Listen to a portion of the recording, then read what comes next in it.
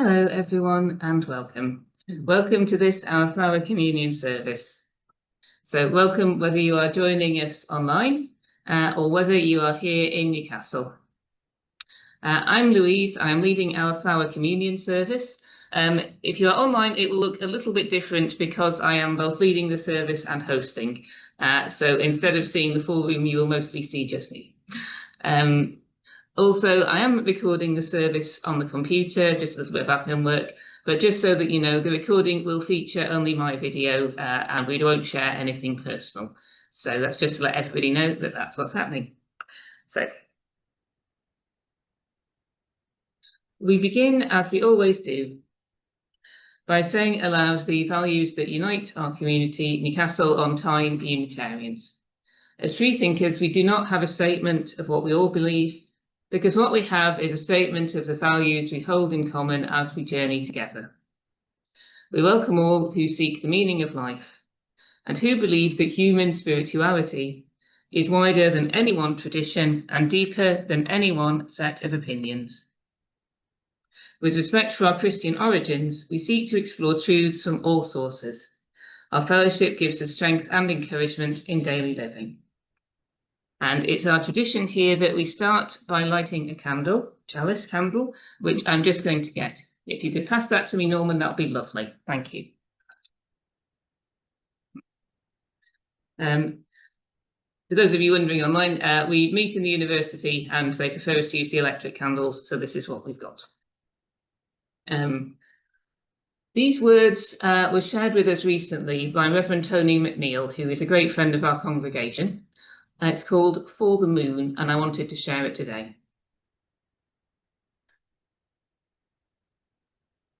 When Neil Armstrong stepped down onto the surface of the moon on this day over 50 years ago, did he expect to learn the mystery behind its presence? The moon is separate from us, yet tied to us. It seems lifeless, yet it gives us life. It has no power of its own, yet it drives the tides of the world to ebb and flow. Thus, turbulent oceans carry the heat of the sun around the world, releasing storms, cyclones, and weather systems. The lifeless moon entices leaves to grow and roots to burrow. It tugs at human emotions as it waxes and wanes on its 28-day journey around us, 13 times in a year. Civilizations have measured time and date by the journey of the moon. This shining satellite is part of our lives and like an engine to the world. There are endless theories of how the moon came to be where it is, perfectly sized and perfectly placed to keep the world in balance. It might have been created in a catastrophe like a planetary collision or a huge eruption. It might have been a wanderer captured by Earth's gravity to be held forever. And some will say it is there by design, not accident. As we light this chalice, we look at the light and wonder if we are being held in the destiny of the divine, leaping slowly towards the truth.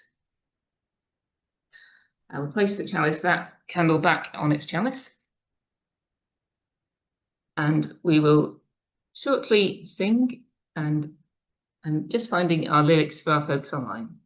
Today, as I've said, is the Flower Communion service. It's a traditional Unitarian service, and it's a tradition that dates back to the Second World War. Whilst this isn't in the order of service, I'm going to do a very quick recap of the history of this, because it will perhaps add a bit of context for the reading I'm going to be doing soon on the Czech Unitarian symbol.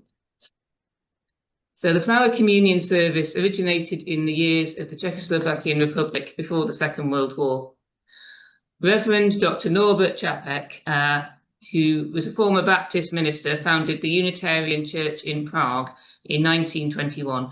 He felt that the traditional Christian communion service with bread and wine did not work for many of the members of his congregation because they had formerly been Catholic and then left Catholicism.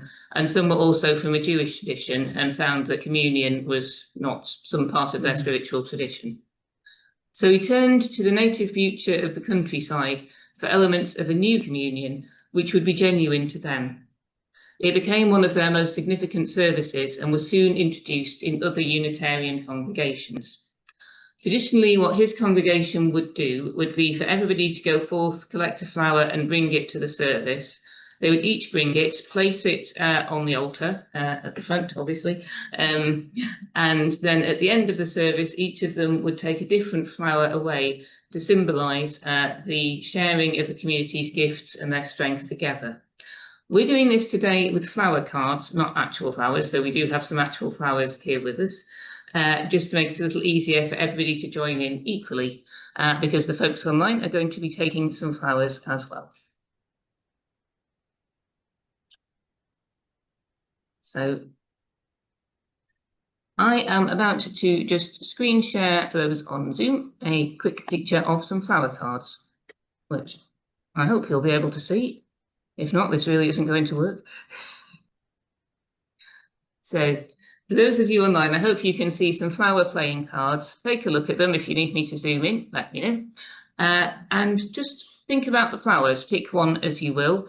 Everyone here who is in person has also chosen a flower. So I invite you to pick one if you haven't already. And if you have, please contemplate your flowers. Take a look at your card if you have one. Whether it's online or in person, take a look at your card and contemplate it. Whilst you're doing that, think about what flowers mean to you. Are there flowers that you've grown yourselves sometimes? Do you have a flower that's a particular favourite? Or do you have flowers that have a particular association, a memory of a loved one perhaps, or a flower that in some way you think represents yourself? If you're comfortable doing this on Zoom, folks, you don't have to, but if you are, please could you pop in the chat which flower you've chosen?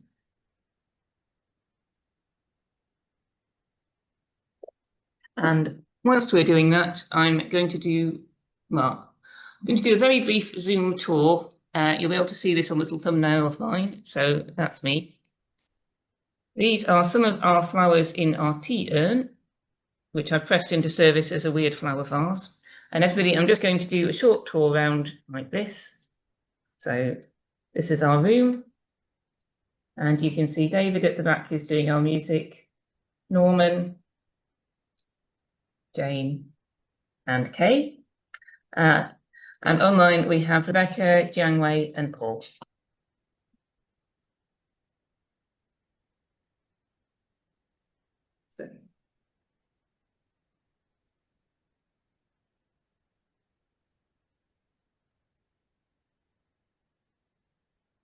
And people have chosen their flowers, including the poppy, because it thrives well in adversity, the cora flower, and a little.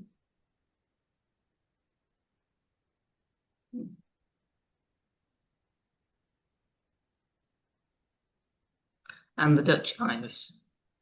So that's lovely. So I'm just going to stop sharing the flower cards now. And we are going to do a shared reading, and I'm just going to again share it so that people can see it.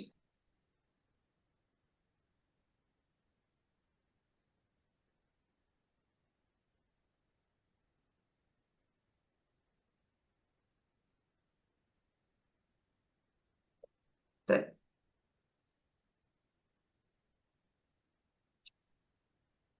now sharing for everybody the text of our shared reading today. And you might see on the order of service whether you've got it in front of you in your hand, because the words are on the back. You might see beneath it there is an image that looks like a shield with some sunflowers on. We're going to talk about that soon.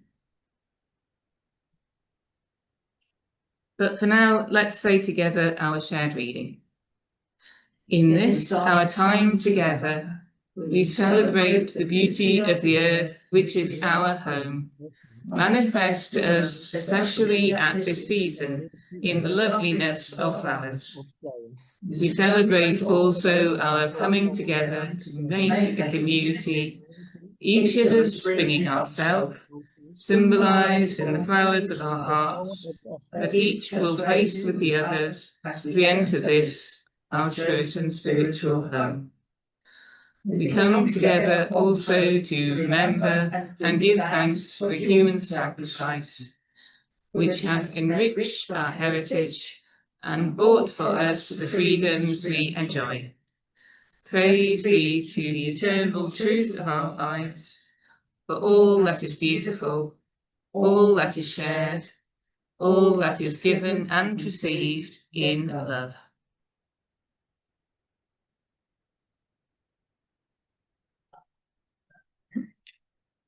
So,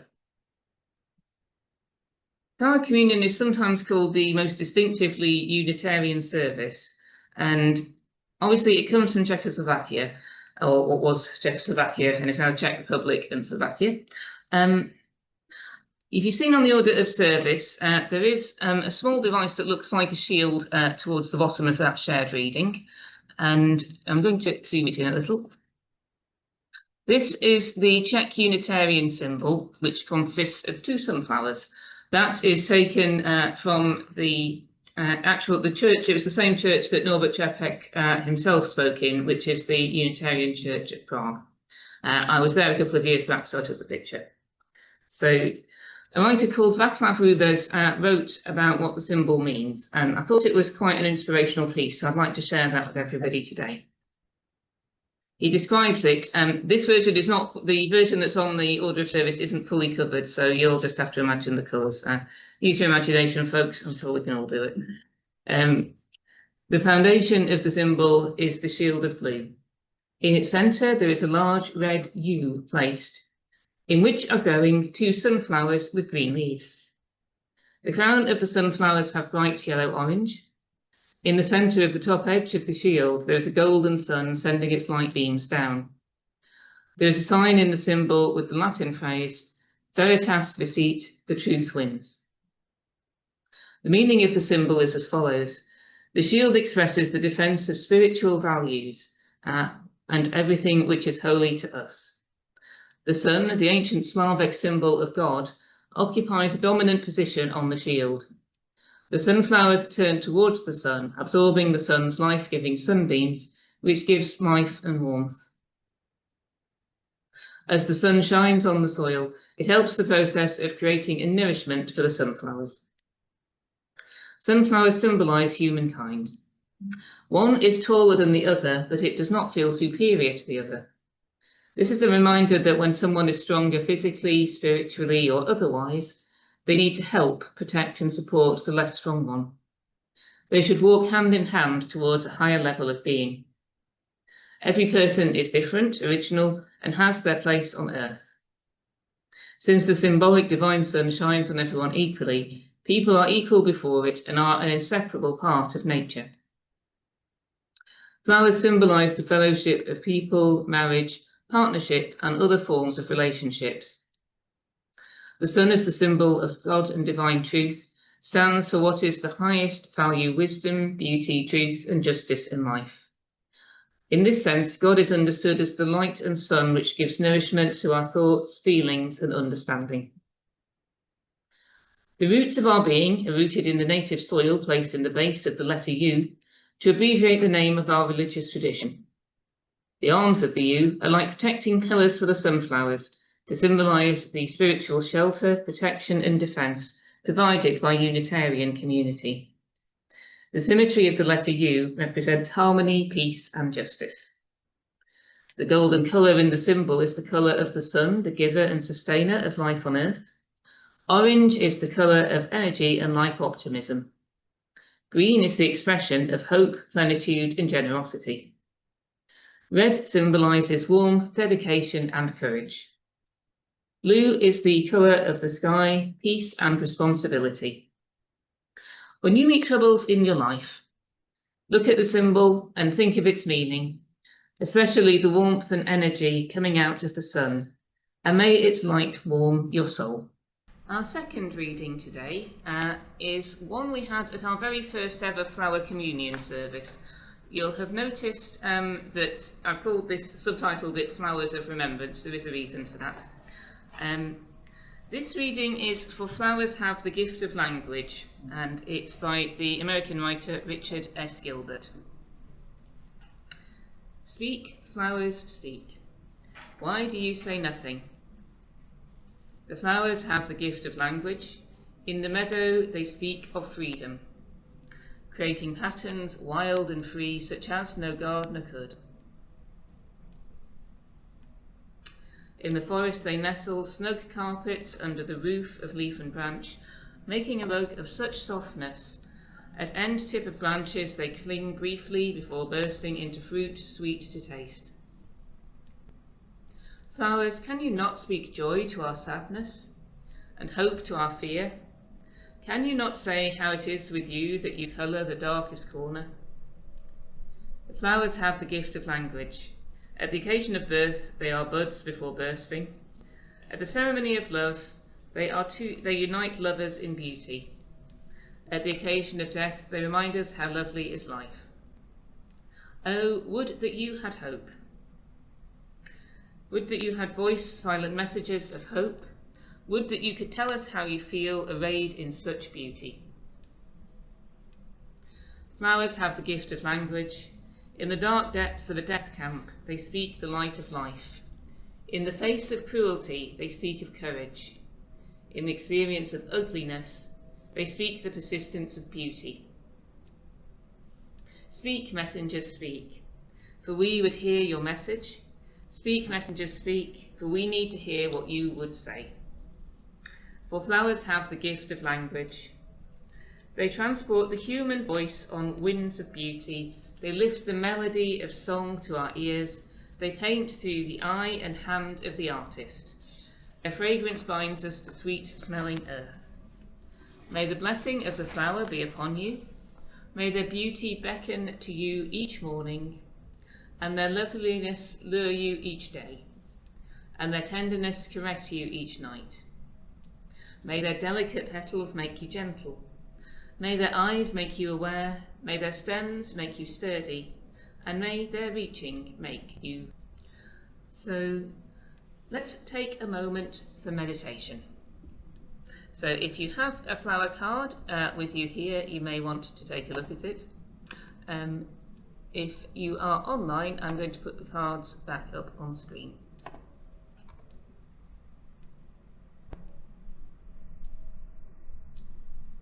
There you go. So please sit as comfortably as you like. If you're at home and you find another posture more comfortable, go for it. You might find it easier to sit with both feet flat on the ground and rest your hands in your lap, but whatever is most comfortable for you. So take a moment now to still your breathing. Just take a deep, slow breath.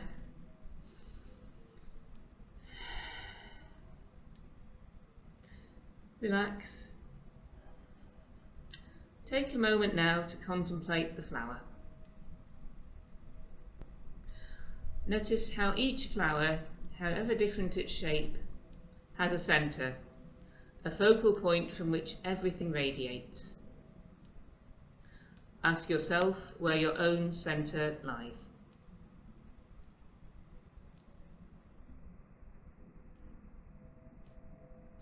Flowers stretch up towards the life-giving sun, like the sunflowers in the Czech Unitarian symbol. Ask yourself, toward what lofty aim does your own soul aspire? Dream as big as you will. Flowers have roots hugging the earth. Ask yourself, where do you draw your own strength and nourishment? As we go forth this day, may we grow in beauty, in light, in cheer and joy, and share our gifts as freely as these pleasant flowers bloom. Now, take another deep breath.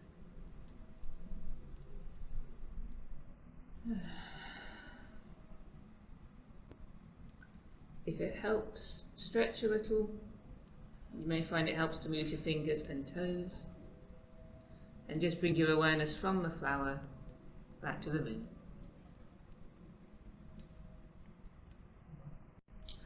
So we're now going to go to the part of this service called Bringing the Flowers to the Front, or Bringing it to the Altar as it would have been in Norbert Čapek's time. So we have a little space here at the front, here in our room, and what we're going to do is those of us who are here in person are going to put our cards at the front, and I will do so for those of you who are online.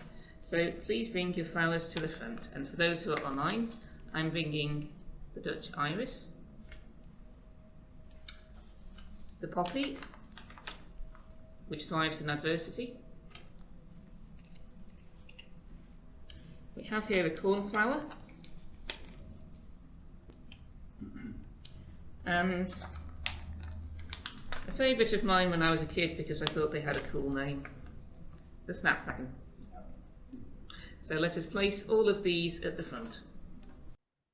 I'd now like to say a short prayer before we have our next hymn. So these are the words that Dr. Čapek would have used when consecrating flowers in the Flower Communion service. Infinite Spirit of Life, we ask your blessing on these flowers and candles, your messages of fellowship and love. May they remind us, amid diversities of knowledge and gifts, to be one in desire and affection and devotion to your holy will. May they also remind us of the value of comradeship, of doing and sharing alike. May we cherish friendship as one of your most precious gifts. May we never let awareness of another's talents discourage us or sully our relationship, but may we realise that whatever we can do, great or small, the efforts of all of us are needed to do your work in this world. May it be so.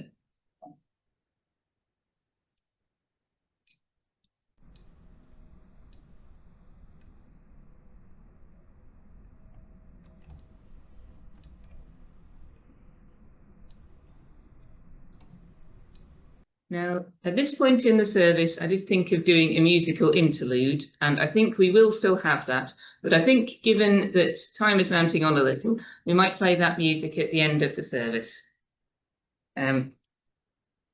So, in this Flower Communion service, I wanted to mark both our community here as it is, but also the 5-year anniversary of a passing of a much-loved member of this community who is called Fiona Tate. She died on the 17th of July 2020 in the midst of the pandemic, and thinking about that anniversary made me realise that she was actually the first person to lead a Flower Communion service here for us in Newcastle, so it seemed appropriate to dedicate that one to her. The second reading I did, Flowers Have the Gift of Language, was actually one which she chose. Fiona died aged 52 in the middle of the pandemic.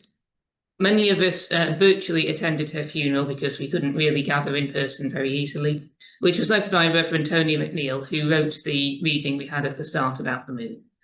He said these words at the start of the service: "We bring you flowers, Fiona. Flowers to praise you because we know that your spirit lives on. Flowers of respect. Flowers to show our sadness that you've gone. Flowers that mean memories. Flowers of promise that your name and the story of your life remains in our hearts. Flowers that unite us in communion with you and with each other." Fiona led that service here at Newcastle, and you heard a little of the history of it earlier. Though some of us do know the history of Norbert Čapek, but for those who don't, he never gave up his commitment to truth and equality and freedom.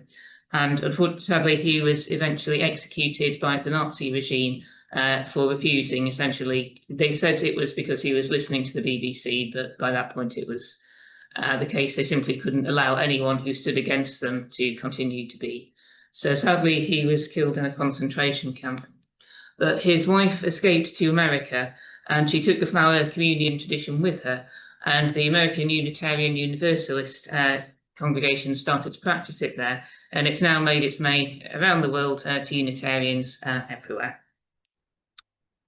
So the service brings us together in communion with Fiona, with those who have passed, with hopefully those who are yet to join us, those who are new, those who've been here forever, or maybe what feels like forever. This service today brings us together. When we gaze on our flowers, we have many here, and I'm wearing some on my head. We reflect on the mystery and the beauty within the whole spiritual universe and the purpose of life. Who can look on a flower without remembering and dreaming and wondering? So as I reflected on Fiona and her memory, I thought of the words of Tony McNeill and on the many different meanings of flowers to humans. We think of them as beautiful and decorative, which they are, but they're also symbols of change and stability, endings and beginnings, celebrations and commiserations, death and love. I brought flowers yesterday to a friend of mine who was ill, but we also give flowers in celebration, often to people who've done something momentous like passing a driving test or doing a difficult exam or a similar achievement. They're a gift at the start of relationships. We think of red roses. I'm going to see if I can pick one up without pickling myself. There we go. Which we have a few of here. We think of the dozen red roses as the cliche, but the cliches happen because they keep happening because they are effective, at least at the start. They're cliche because they're true. They're also a common gift in established relationship, possibly to apologise for not putting the bins out or forgetting the anniversary, but also sometimes just to say, you still matter to me as much as always, and I want to be here. Weddings and civil partnerships use huge numbers of flowers, with the traditional toss of a bouquet being both a celebration and an expression of hope that soon somebody else will similarly be blessed with love. We give flowers to sick people to remind them that they're not out of sight and we're thinking of them. We put wreaths on graves as a mark of our remembrance of the dead. Sunflowers, as we've heard, are the symbol of the Czech Unitarian Church. And we give flowers in celebration of great achievements. Romans and Greeks like to give laurel wreaths to very successful athletes or people who had been successful in military campaigns, but also to poets who had just won poetry competitions. And more recently, it's a common tradition to throw flowers on the stage at the end of performances of music and dance, and to present bouquets to ballerinas and prima donnas. I've heard of one male ballet dancer who says he always likes dancing the Ugly Sisters in the Cinderella because it's the one time he actually gets a bouquet. Yeah. They can also be a symbol of pure fun and happiness.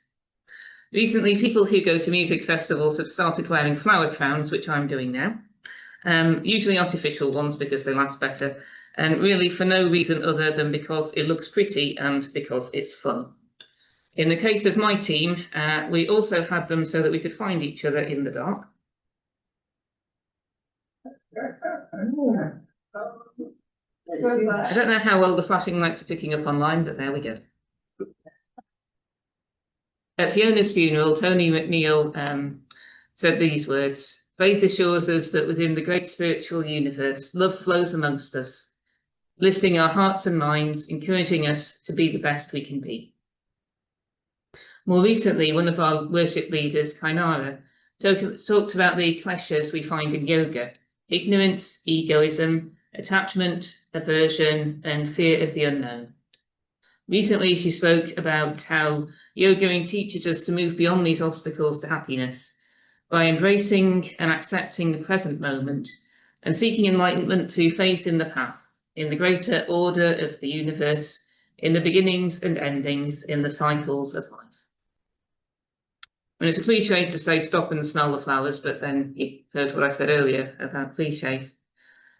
Part of the path to enlightenment is to accept the world and the present moment as it is. And why shouldn't we appreciate all the joy the present moment can offer us when it does? Flowers are amongst the most beautiful sights in all of nature. When we put flowers on the grave, we bring life into death, not by denying death or suffering or sadness, but by embracing these things and bringing also joy and light, symbolized by the flower on the grave. We say, "You're not forgotten, your legacy lives on, and we remember you with a symbol of life and joy."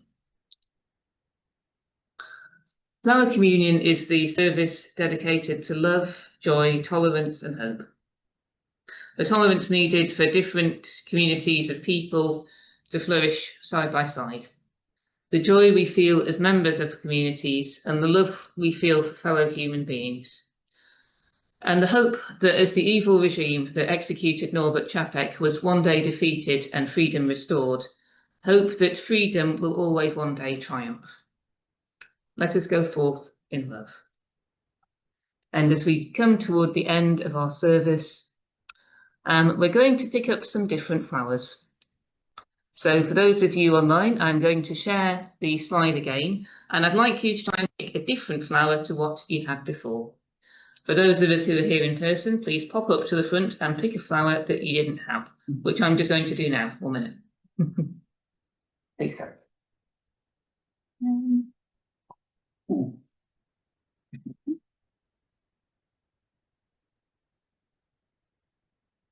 And if you do want to put in the chat what your flower is, then please do.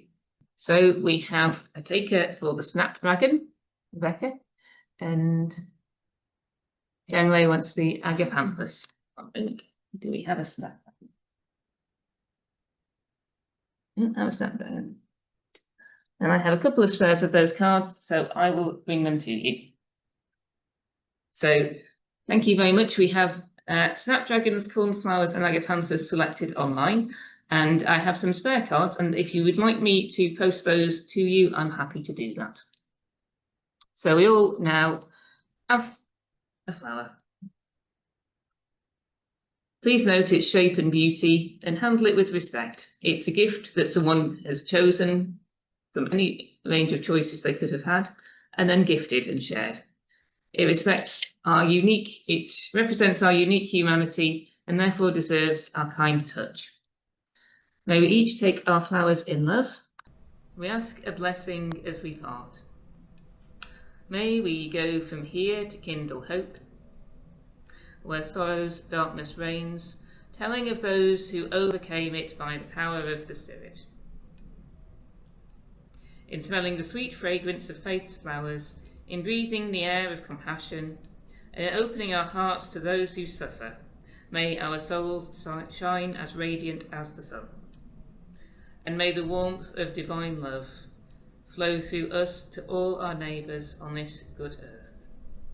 May it be so, blessed be, Amen. And I will put out our chalice candle.